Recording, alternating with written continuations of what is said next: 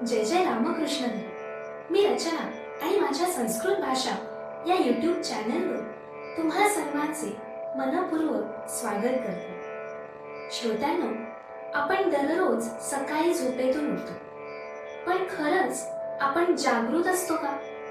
संत तुकाराम महाराज आजच्या या तिसऱ्या अभंगात अशा एका जागृतीबद्दल बोलत आहेत जी केवळ डोळे उघडण्यापुरती मर्यादित नाही, तर ती आहे मनाची जागृती.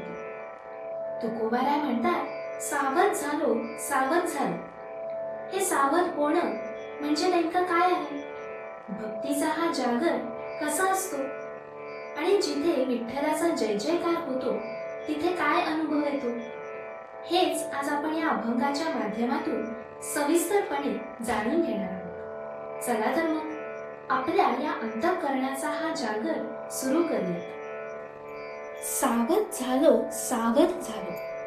हरीच्या आलो जागरण. जेथे वैष्णवांचे भार जय जयकार गरजत असे. पळून या गेली झोप होते पाप आडते.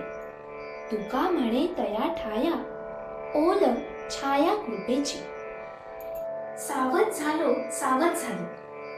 तुकोबा आनंदाने म्हणत आहे की मी आता पूर्णपणे सावध म्हणजेच जागृत झालो. श्रोत्यांनो, या पहिल्या ओळीत तुकाराम महाराज सावध झालो हा शब्द 2 वेळेला वापरतात. जेव्हा आपण एखादी अत्यंत महत्त्वाची गोष्ट सांगतो तेव्हा ती जोर देऊन सांगतो. तुकोबाराय इथे सांगत आहे की माणूस आयुष्यभर संसाराच्या, मोहाच्या आणि मायेच्या झोपेत असतो. माझं घर, माझी माणसं, माझी संपत्ती यातच तो गुंग असतो. यालाच संत अज्ञान म्हणतात. तुकोबा म्हणतात की आता मी या झोपेतून पूर्णपणे जागा झालो आहे. मला आता खरं काय किंवा खोटं काय याचा पत्ता लागला आहे. आता मी पुन्हा या जगाच्या फसव्या जाळ्यात अडकणार नाही. हरीच्या आलो जागरण, कारण मी आता हरीच्या जागरणाला आलो आहे. जागरणाचा अर्थ सामान्यतः देवळात रात्रभर जागून भजन करणे असा होतो, पण इथे महाराजांना चित्ताचा जागर अभिप्रेत आहे. ते म्हणतात की मी आता विठ्ठलाच्या नामाच्या प्रकाशात आलो आहे. जिथे विठ्ठलाचे नाव घेतले जाते तिथे अंधाराला जागा उरत नाही. जेथे वैष्णवांचे भार जय जयकार गरजत असे.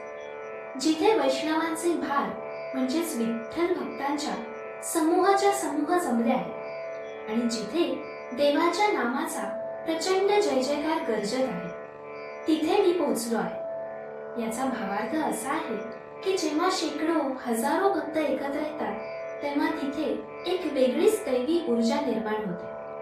तुकोबाराय इथे सुचवत आहे की एकट्याने भक्ती करण्यापेक्षा जेव्हा आपण समूहात संतांच्या संगतीत भक्ती करतो तेव्हा आपलं मन अधिक वेगाने भगवंताकडे ओढलं जातं. जेव्हा आपण मोठ्याने देवाचे नाव घेतो तेव्हा आपल्या मनातील भीती, शंका आणि नकारात्मक विचार पळून जातात. पळून या गेली झोप होते पाप आडते. याचा अर्थ असा आहे की हरीच्या या जागरणामुळे माझी झोप म्हणजेच अज्ञानाची झोप पळून गेली आहे. खरं तर ही झोप म्हणजे माझ्या आड येणारं माझं पाप आहे. याचा भावार्थ असा आहे की तुकाराम महाराज इथे एक विलक्षण रहस्य सांगतात. ते म्हणतात की आपण देवाला विसरून जे मोहमायेत पडलो आहोत ती एक प्रकारची झोपच आहे. आपण संसाराच्या मायाजालात इतके गुंग असतो की आपल्याला आपल्या आत्मस्वरूपाचा आणि भगवंताचा विसर पडतो. तुकोबा म्हणतात की हरीच्या नामस्मरणाच्या गजरानं माझी ही अज्ञानाची झोप आता कायमची पळून गेली आहे. आणि ही झोप आपल्यावर काय येते? तुकाराम महाराज येथे अजून एक अतिशय खोल विचार मांडतात. होते पाप आडते. आपल्याला देवाची भक्ती का सुचत नाही किंवा देवाच्या वाटेवर चालताना आळस का येतो? तर त्याचं कारण आपल्या हातून घडलेली पाप आहे. जोपर्यंत पापाचा हा पडदा दूर होत नाही तोपर्यंत माणसाला सत्याचा प्रकाश दिसत नाही. ज्याप्रमाणे सूर्य उगवल्यावर अंधार टिकू शकत नाही, त्याप्रमाणे जेव्हा मुखातून विठ्ठलाचा जय जयकार सुरू झाला तेव्हा पापाचा तो अडथळा नष्ट झाला.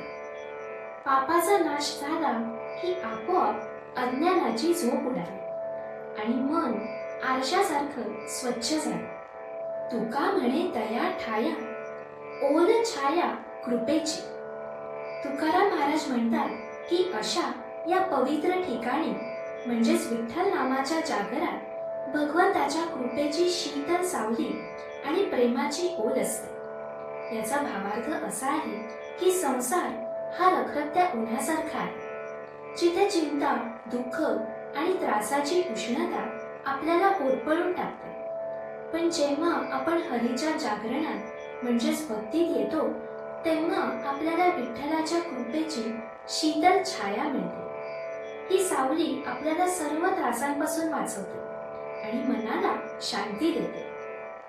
नुसती सावली नाही तर तिथे ओल देखील आहे. ज्याप्रमाणे कोरड्या जमिनीवर पाऊस पडला की ती सुगंधी आणि ओलसर होते, तसंच संसाराच्या कडू अनुभवांनी कोरडं पडलेलं आपलं हृदय देवाच्या प्रेमानं ओलं होतं. तिथे भक्तीचा ओलावा असतो, जिव्हाळा असतो. तर मित्रांनो, तुकोबारायांच्या या अभंगातून आपण काय शिकलो? अज्ञानाच्या झोपेतून सावध व्हायला शिका. सत्संगात सामील व्हा, जिथे नामाचा जय जयकार होतो.